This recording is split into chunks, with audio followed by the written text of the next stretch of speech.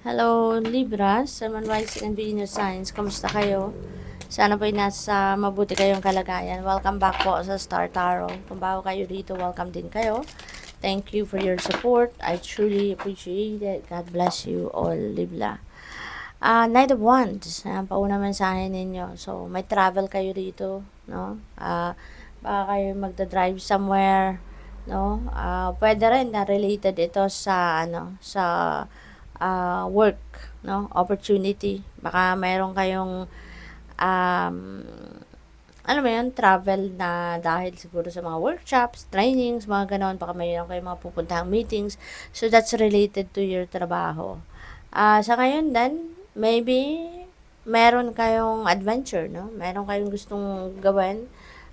Because you want to take an adventure. So, maybe yung adventure na to, could be, alam mo yun, yung gusto mo lang umalis, gusto mo lang mamasyal, gusto mo lang na, alam mo yun, yung parang, gusto mo munang makawala, kumbaga, no, sa kabisihan ng mundo.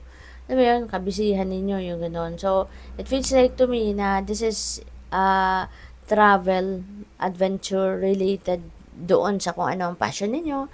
Diba? Kasi siguro, um, lagi na lang kayong trabaho, lagi na lang kayong pagod, no? Busy dahil sa trabaho. So, ngayon, parang gusto mo muna na yung para sa sarili mo naman. Yung gusto mo lang na makapag-unwind, kumbaga, no? What else? We have 7 of Cups. Ayan. So, ang daming opportunity, no, na pwedeng dumating sa inyo rito. Parang, this is endless, kumbaga, no? Parang, may mga opportunities one after the other. So, parang ang dami mo ng pagpipilian, um, ang dami mo ng options sa ngayon. So, pwedeng ganun ang ganap dito for some of you Libra, no? Kaya, maging matalino din kayo, no? Sa pagpili ng mga opportunities na to.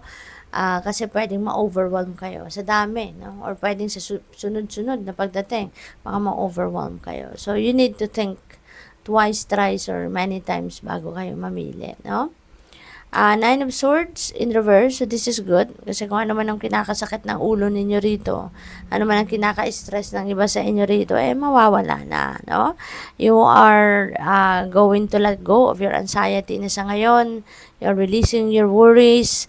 At kasi magkakaroon na kayo dito ng clarity. Malilinawan na yung inyong kaisipan. You would be able to see na the right direction, no, na kailangan ninyong tahakin sa ngayon para, alam mo yun, masolve ang problema, di ba? Makaalis na kayo doon sa negative energy, kumbaga, no? Kung ano man yung nagpa-stress sa'yo recently, siguro ma-figure out mo na kung ano nang dapat mong gawin dyan, no? Para maalis or makawala kayo dyan. So, yun. This is good, no? Na finally, 'di ba? Mawawala na yung stress ninyo, anxiety ninyo. Magkakaroon na kayo ng clear direction of where you are heading. So, what else? We have 6 of Cups. Ayan. So, may travel talaga ang iba sa inyo dito. But this is for, siguro visiting family, visiting the place, no? Kung saan kayo nanggaling. Yung ganun ba? Siguro namimiss ninyo yung mga mahal ninyo sa buhay na. Namimiss ninyo yung inyong pamilya. Yung ganun. Kaya, pwedeng kayo magbabakasyon muna, no? Kayo uuwi muna para makasama yung inyong pamilya, mga anak ninyo, asawa, or magulang, no? Or baka gusto ninyong bumisita sa mga kaibigan, yung ganun ba? What else? We have 6 of Wands. Ayan. So, 6 of Wands is, it's about victory. No? It's about success, victory. So, ano na kayo sa ngayon? Magtatagumpay na kung ano man yung pinagtrabahuan ninyo in the past, ano man yung mga pinagsisikapan ninyo sa ngayon, finally, diba?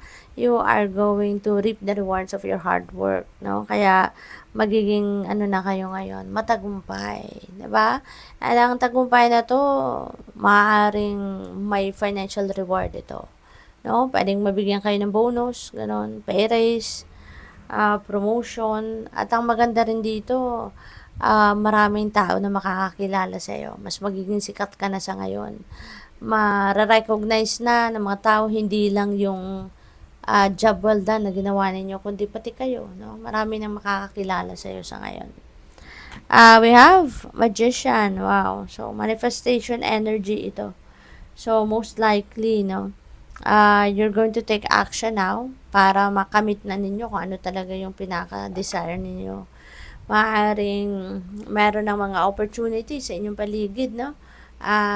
Para makatulong sa iyo na ma-accomplish mo kung ano yung mga gusto mong ma-accomplish, at ngayon you're definitely going to take action towards that, no? Kaya this is really really beautiful. What else?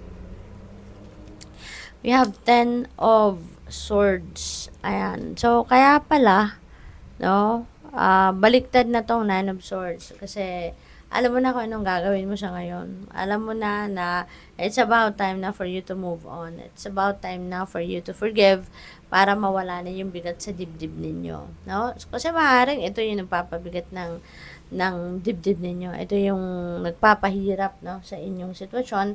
Kaya maybe that is what you are going to do right now, no? Maaaring kayo ay magpapatawad na, you already really going to move on with your life.